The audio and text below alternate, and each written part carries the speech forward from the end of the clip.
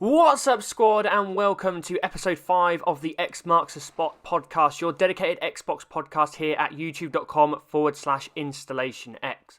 I'm your host, your captain, your one-man band, Sykes, and I hope that whoever you are, wherever you are, and whatever you may be doing, you are safe and well.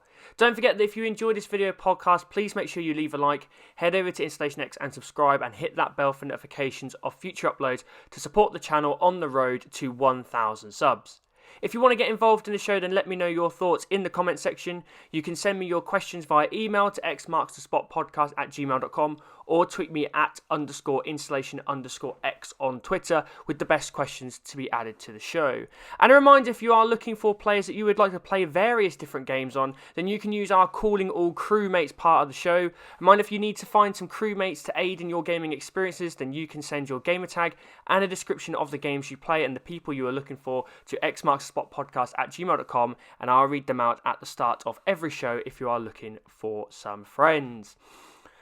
Interesting week. I think that is the biggest way to sum up this week's news. We're only really going to be talking about one thing in today's episode, and that is the Inside Xbox episode that dropped on Thursday, May 7th.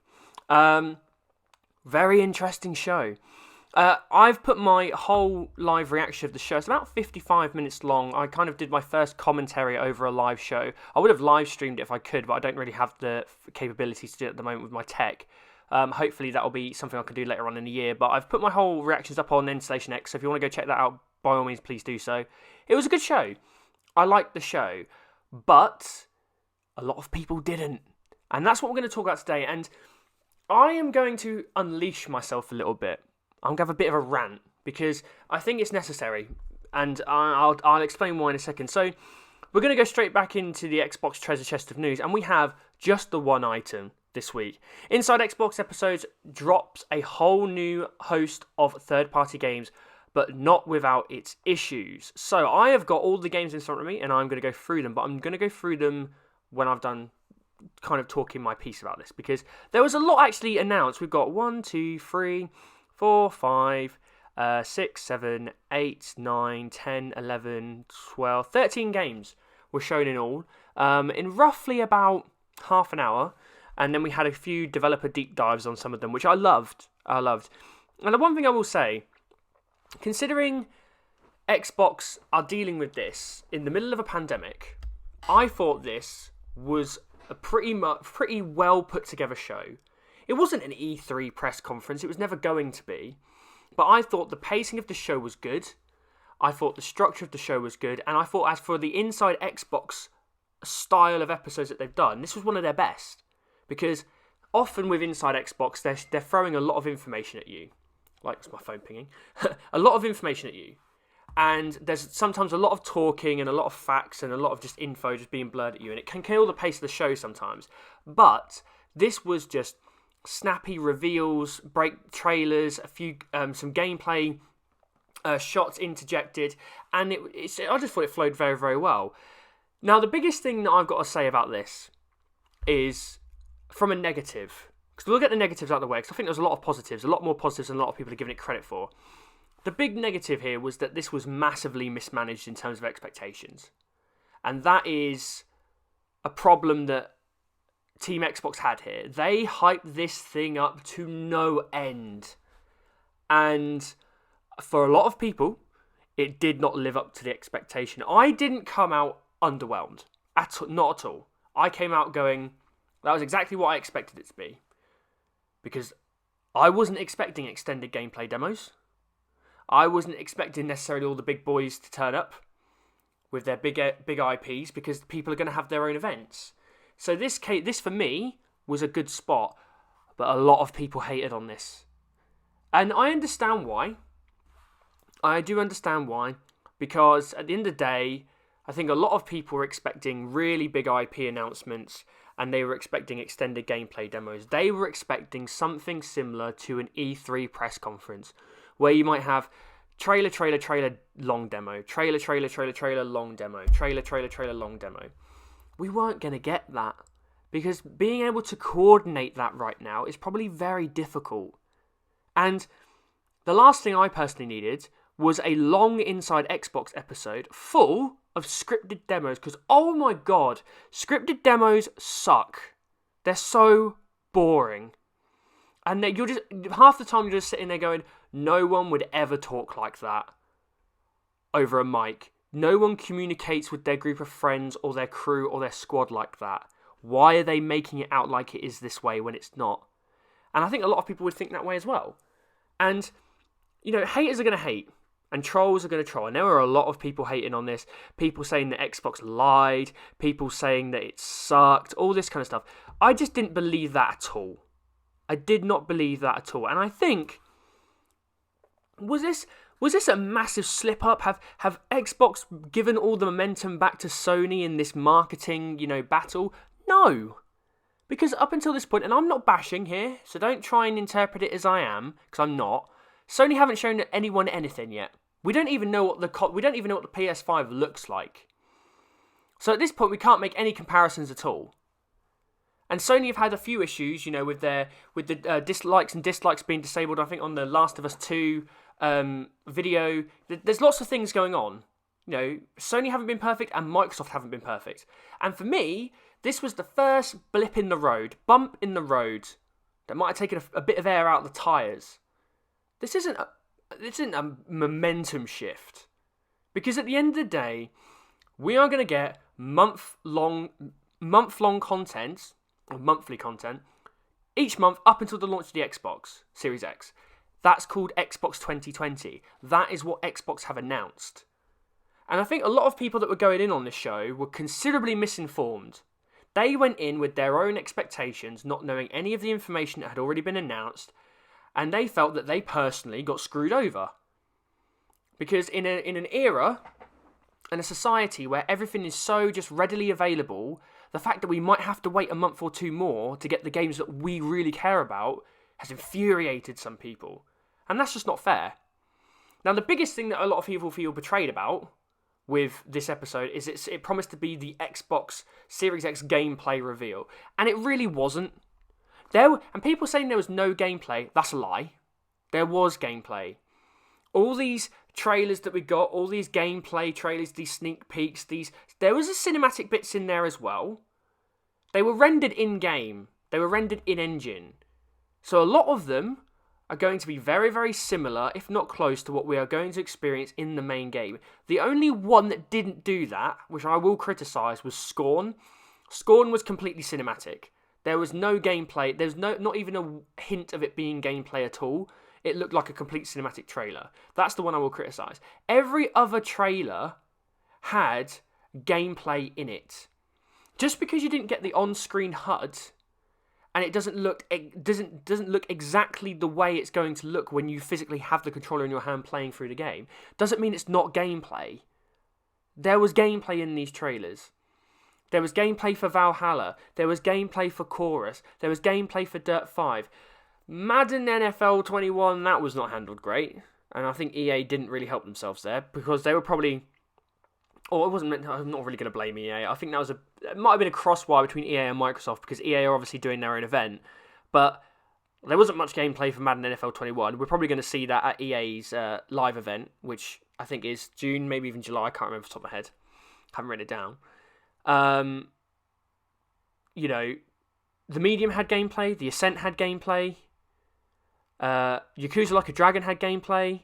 So there were lots of games that had these gameplay parts in them. They were just chopped up into sizzle trailers and everyone was infuriated by it because it must be cinematic and it's not going to look like a real game. Chill out, people. There was gameplay here and there was enough gameplay for me to go, actually, you know what? I want to see more from this game and this game and this game and this game. And guess what? We've got 6 months to go at a minimum. Before we get this console, there is plenty of time to see more in-depth of these games. The Ascent has already released a 12-minute gameplay demo. That's out there. Go find it. Go see it.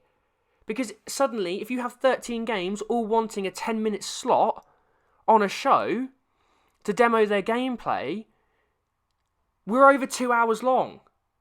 That's a long show, and a lot of people are going to lose interest. So... I think, and the bigger picture bit here, which is obviously what I've put in the title, the bigger picture here is we have 6 months to go. We are going to get monthly updates and monthly Inside Xbox episodes from Xbox that are all going to focus on different things. This one was a third-party reveal. The problem that what they should have said, and what I think would have made this better and would have tampered people's expectations a little bit to make people more kind of like, that was cool, instead of, oh, I hated this, was if they announced, like, look, we're going to have games from Deep Silver, Bandai Namco, EA. We're going to have, who else was on there? Ubisoft. You know, if they actually announced the third parties, publishers and developers that they were working with beforehand, not like weeks before, but like days before, and said, look, the games that we're going to have on our show are from these publishers and these developers. And all of a sudden you could just read it and go, actually, all right, okay, this is not going to be a Bethesda reveal. There's not going to be an EA reveal. There's not going to be a Square reveal or an Activision reveal, you know, or more Ubisoft reveals. This is going to be our smaller publishers that have smaller studios working for them. Okay? There was one game in there, Bright Memory Infinite, that was the game that opened the show, which looked amazing, by the way. It's been developed by one guy. Which is it makes me feel pathetic, if I'm honest. That game was so ridiculously impressive to look at. I'm like, oh my god, what am I doing with my life? I'm sitting here just talking into a microphone on my own in my second room, and this guy's making this incredible looking game. Huh. That inferiority was ridiculous. And the bigger picture of this as well, and the bigger thing I will say to people is, I know people want the games that they want right now.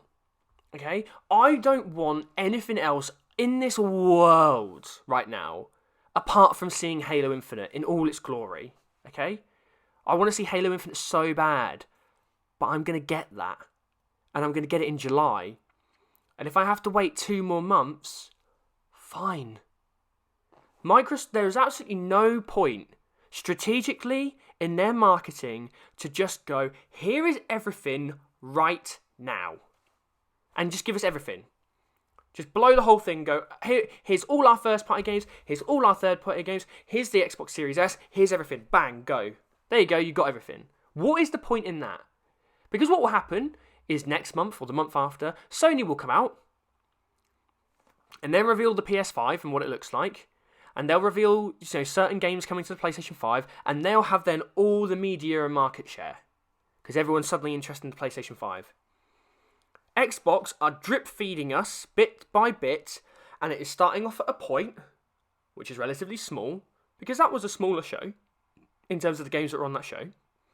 And it's going to build and build and build and build until finally we have everything we need to know. Everyone's going to make a conscious decision to go, you know what, I'm going to buy an Xbox Series X because of all of this, and then bang, we're into the console launch. And we're going to get Halo Infinite.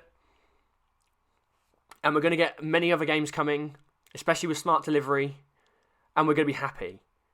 And if that takes a couple of months to get going, so be it. We don't have to rush this. We don't have to rush this at all. And a good analogy I had the other day, I was talking to my wife about this, was if I go out for a 3-course meal, right? Maybe even a 4-course meal. Let's go out for a fancy meal, a proper meal, yeah? You're not going to start with a steak dinner, a full steak dinner, because you're going to fill yourself up too quick. You know, suddenly you've got no space in your stomach. You feel crap. You feel bloated. You feel full, and then the rest of the meal is going to be a slog, and it's going to be ruined, right? You start with an appetizer. You start with a starter, something light to get your appetite going, and then you go into your big main course, or even a fish course. And then you go into your dessert to top it all off. That's how we've got to play this out. This was an appetizer. This was just the start. So I know haters are going to hate and people are going to troll. And it's almost like people are looking for Xbox to slip up. Because the marketing around the Series X has been so good up until this point. This was a bump. The car is not veered off the road and heading face first into a tree. It was a bump in the road, which on a very relatively smooth ride so far. Most things for us as Xbox fans have been pretty good. The way they dropped the actual reveal of the console alongside Hellblade 2. Then they came out with the tech specs. Then they came out with the stuff that they did with Digital Foundry and Austin Evans, and we got to see the inside of the box. Then they had that Inside Xbox update, talking about all the things that are going to be coming out this year before the Series X. And then talking about all the Game Pass stuff that's happening as well. And then they've had this one. This was a blip. This was mismanaged in terms of expectations. This wasn't quite marketed correctly. And to his credit, Aaron Greenberg has come out on Twitter and acknowledged in a reply saying, had we not said anything and just shown May inside Xbox show like we did last month, I suspect reactions might have been different. Clearly we got some wrong expectations and that's on us. We appreciate all the feedback and can assure you we will take it all in and learn as a team. They're being transparent. They're taking responsibility that this was a minor blip and we shouldn't really be expecting it to happen again. That's what good leadership does and that's what a good team does. So I have confidence in them to deliver a stellar lineup of content going through the next 6 months. And I have confidence to deliver the Xbox Series X in a great way. Hopefully, if the COVID-19 pandemic doesn't have too much more of an effect, on time. And a lot of people need to recognise they were able to do this somewhat well coordinated in the middle of a pandemic. This was a positive show for me. And I walked away from this going, actually, you know what? There's quite a few games here that I really like. And we're going to get into those games. So, rant over. I've tried to be as diplomatic as I can, but they're my honest thoughts, so I'm not going to hide away from them. So let me know your thoughts in the comment section, as always. I'm intrigued to see what people think. So I'm going to go through these. They are in alphabetical order because I pinched this off Xbox Wire. Saved me some time writing all this up. So we obviously had Assassin's Creed Valhalla. Now, this wasn't a full gameplay demo. I'll tell you why. Because it's likely Ubisoft are going to have their own event, and they're going to save it for that. So that's why. We obviously know a lot about it. We got a lot of religious overtones on this, actually. There was a good contrast between Christianity, Celtic religion that is obviously historic to the English country. Before it was England, really, when the Celts were there and the Romans were there. And obviously the pagan religion of the Norse and the Vikings themselves. So that was really cool. We got to look at some of the ships. We got to look at some of the combat.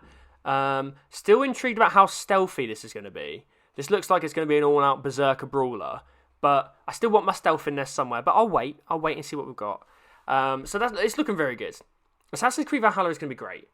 As long as it follows some kind of trend that it did with Origins and Odyssey, this is going to be a great game. I'm very much looking forward to it. As an Assassin's Creed fan, I'm buzzed. Then we've got Bright Memory Infinite. That's actually opened the show. This was from Playism. It is a mashup, really, between a first-person shooter and action genres. There was a lot of shooting mechanics, which looked very crisp, actually, very clean. And then suddenly you were going in and you were fighting with a sword against shields, and it was a really cool mashup. It says Bright Memory Infinite is set in a sprawling futuristic metropolis in the year 2036. Strange phenomenon for which scientists can find no explanation has occurred in the skies around the world. The Supernatural Science Research Organisation, or SRO, has sent agents out to various regions to investigate this phenomenon. It is soon discovered that these strange occurrences are connected to an archaic mystery and as of yet unknown history of two worlds about to come to light. It looked really... The lighting in this trailer was awesome. It looks so cool. So I'm very much intrigued about that one. Another one I like the look of was Call of the Sea. It's a first-person action adventure puzzler set in the 1930s. The art style of this reminded me very much of Sea of Thieves. It definitely has that influence in there somewhere because it's very much islands and the sea and the blue waters and all this kind of stuff with the palm trees and whatnot. At least it had that look about it, which is really cool. We then got Chorus from Deep Silver.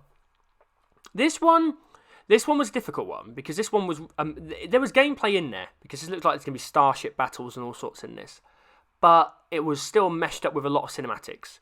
Apparently all rendered in engine, which is great because it looked very, very good. Everything's looking great. Like, we just have to accept that now, that with the Series X, everything is going to look awesome. And apparently Chorus is an immersive single-player experience. Tells a mature and dark tale of redemption. Take control of Nara, an ace pilot with a haunted past, and Forsaken, her sentient starfighter, as they embark on a personal redemptive journey to challenge a relentless foe and take down the dark cult that made her. This is a true evolution of the space combat shooter. So, all of us already, we've got, Assassin's Creed Valhalla is going to be an open world RPG. We've got Bright Memory Infinite, which is a cross up between action adventure and FPS. We've got Call of the Sea, which is a puzzler. We've got Chorus, which is a space combat shooter. Then we've got Dirt 5. Again, look very, very good. That's our racer.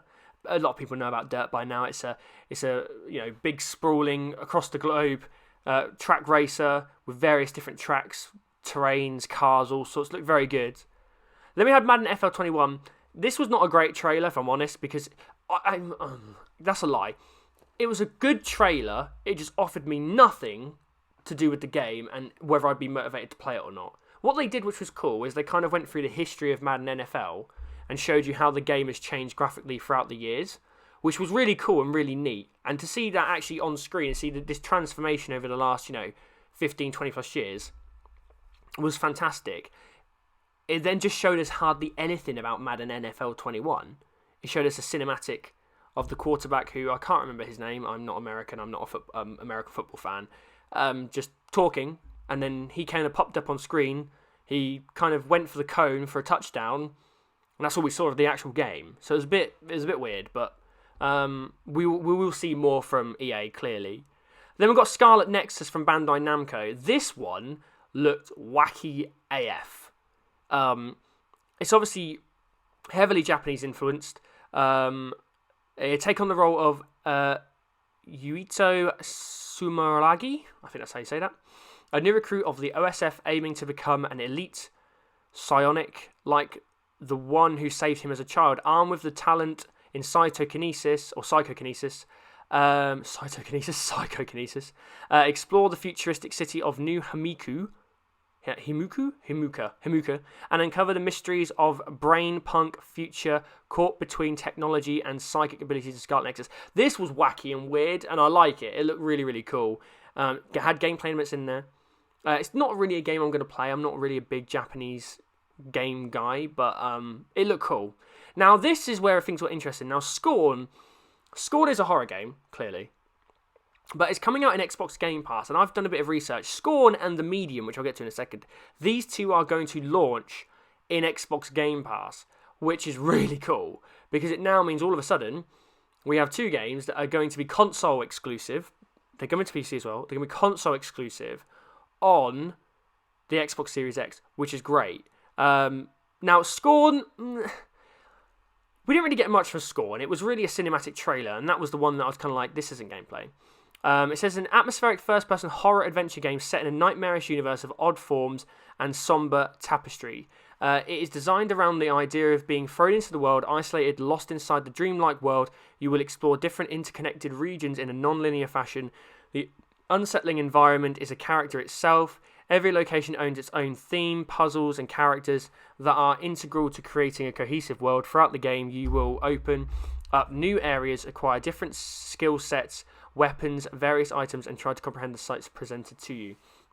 When this first dropped, and when we were first looking at it before it revealed its actual name, this looked like Prometheus, as in the Alien prequel. Like I thought it was like, this looks like Prometheus. It has that kind of influence, definitely. But again, I'm not a big horror guy, but I want to try and play more horror games. So I'm looking forward to this one. We got Second Extinction from Systematic Reaction. Scorn was from Ep Software, by the way. I don't think I mentioned that. This is very much a kind of shooter. It's a 3-player co-op shooter where your goal is to wipe out the mutated dinosaurs that have taken over the planet. It looked really cool. It kind of just looked like a very fast-paced, aggressive shooter with lots of toys to play with. We then got The Ascent, which is Neon Giant and Curve Digital. It's a solo and co-op action RPG set in a cyberpunk world. This looked really cool, and this had probably the most clear gameplay in the trailer, and it looks really, really good. I think it's I don't know if it's a twin stick shooter or not. I'm not quite sure yet. But apparently the Ascent group has just collapsed. Confusion and chaos ensue. Security and order are in disarray, and without protection, everyone is left to fend for themselves. Stop gangs and hostile corporations from taking over and discover what really happened in this explosive sci-fi shooter. It looked really cool. And then we had The Medium from Bloober Team. Now, these guys made the Blair Witch, Observer, and Layers of Fear. This, again, is coming to Xbox Game Pass, and this has been confirmed for Holiday 2020, which means it is going to launch, most likely, with the Series X as a console exclusive. That's great, because if this game is in Game Pass, I'm 100% picking this up because it looked really, really cool. Apparently, you play as Marianne, a medium living in two worlds. So she can see between two different parallel worlds, which kind of reminded me a lot about Stranger Things and the idea of our world and the upside down, which was really cool. The real and the spirit one. Haunted by a vision of a child's murder, you travel to an abandoned hotel resort which many years ago became the stage of an unthinkable tragedy. There you begin your search for difficult answers. The Medium soundtrack is a collaboration between two composers, Bloober Team's Arkadiusz Raykovsky and Akiro Yamaoka of Silent Hill fame, reflecting the game's most important theme, duality, which is really cool. And they made a big point about this composition. So this soundtrack better be amazing. But this is the one game that I walked away from this show going, I want to play this. We then got Vampire the Masquerade Bloodlines 2 from Paradox. It's another part of the Vampire series, looks really good. And then we had Yakuza Like a Dragon, which looks really cool, from Sega. And they just announced today, Yakuza Like a Dragon, an explosive new entry point in the acclaimed Yakuza series, will be releasing at launch, or as a launch title, on Xbox Series X. We're also excited to announce that Yakuza Like a Dragon will support Xbox Series X Smart Delivery immediately on release, which is great.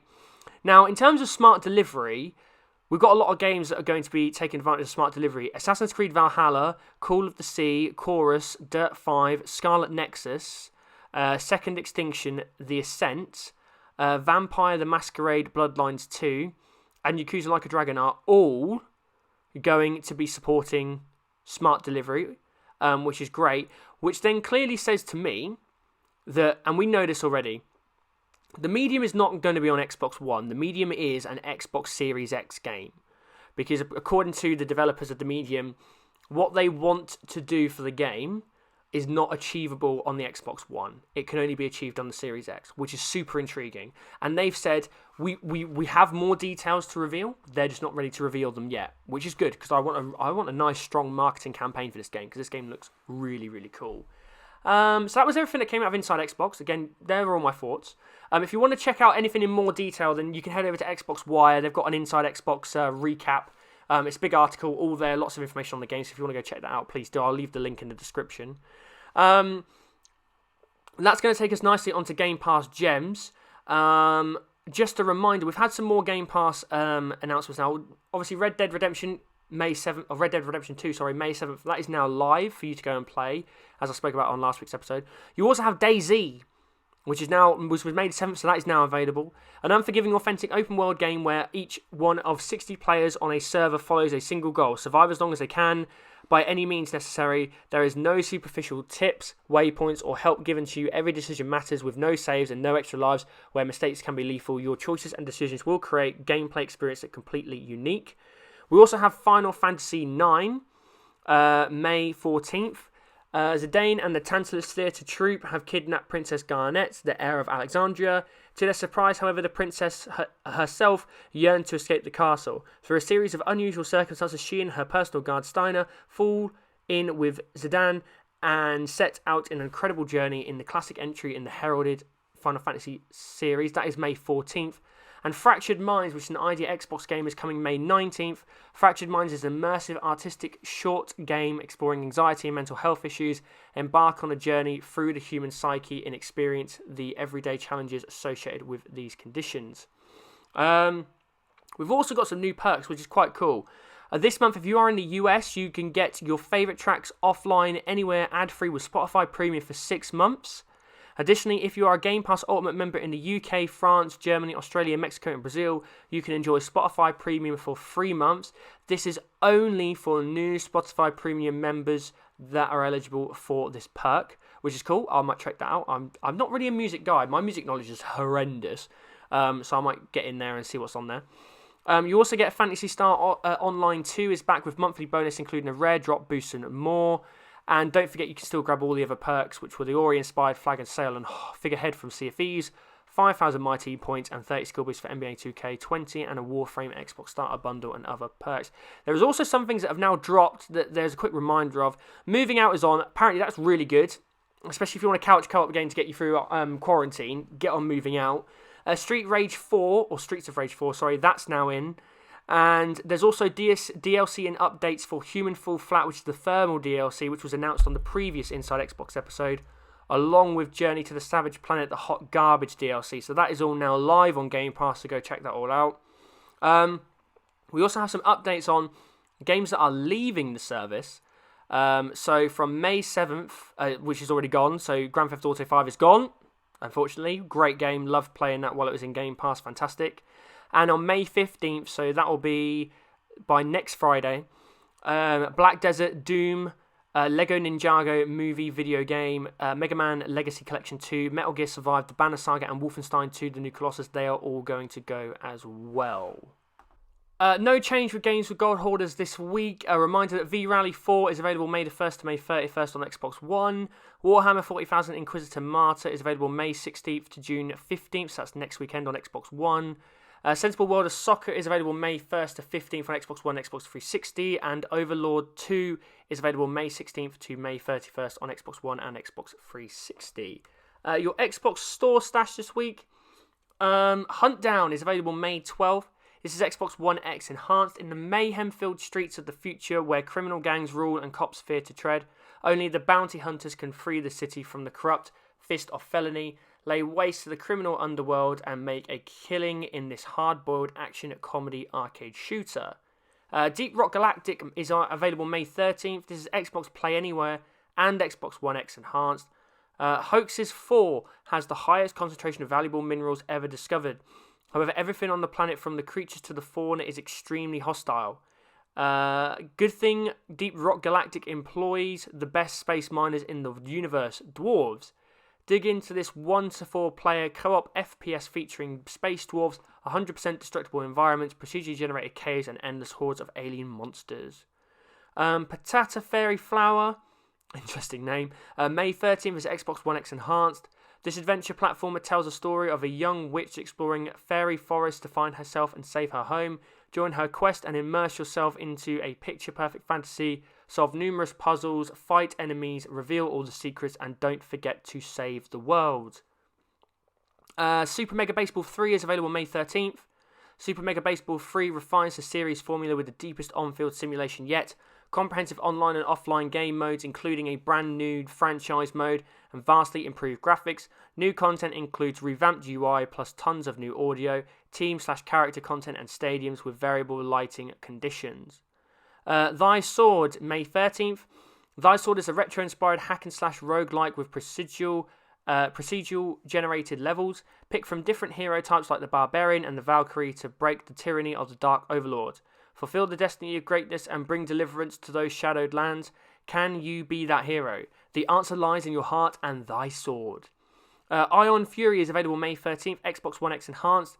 Shelley Bombshell Harrison takes on the quest to slay evil transhumanist mastermind Dr. Jadis Heskell in the streets of Neo DC. She leaves a trail of carnage throughout huge multipath levels filled with gigantic explosions, secret areas, and inhumane foes behind every corner. A true old-school 90s-inspired first-person shooter from a legendary 3D realms set in a cyberpunk metropolis. Emma Lost in Memories, available May 15th. A 2D puzzle platformer in which all the platforms and walls start disappearing progressively as you touch them. Think, strategize, run, and jump, and feel in surreal and poetic world where everything fades away. Poetic, surrealist, and melancholic. Oh, I can't say it. Melancholic. Emma Lost in Memories offers a unique experience in a strange and dangerous world where walls fade away as you touch them. And finally, Tacticool Champs, May 15th. Combines the best features of shooter and arcade game, where up to 4 players fight with each other in a closed arena, compete with friends in couch multiplayer, improve your skills playing against computer-controlled characters, and when you are ready, show the players from around the world who is the real champ during online battles. There you go, folks. That is everything for this week's episode of X Marks the Spot. As always, if you enjoyed the episode, please make sure you leave a like, you head over to Installation X and subscribe, and you hit that bell for notifications of future uploads on our road to 1,000 subs. Let me know your comments on all the things to do with the Inside Xbox episode in the comment section. I'm really intrigued to see what people thought, and I want to have some nice discussions with people.